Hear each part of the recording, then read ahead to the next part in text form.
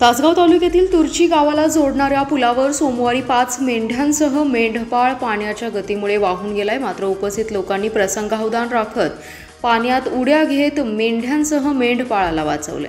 ही घटना सोमवारी सायंकाळी 6च्या दरम्यान घडली। मिळालेल्या माहितीनुसार आटपाडी भागातील काही मेंढपाळ हे तासगाव तालुक्यात मेंढ्या चरण्यासाठी गेले काही महिने फिरत होते।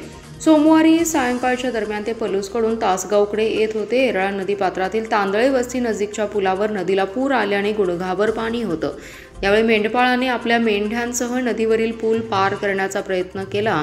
नदीत पुलावर निम्म्यापर्यंत आल्यावर पाण्याचा प्रभाव जास्त ओढू लागला। यावेळी अचानक काही मेंढ्या पाण्यात पडल्या तर काही मेंढ्या वाचवण्याच्या नादात मेंढपाळही पाण्यात पडला।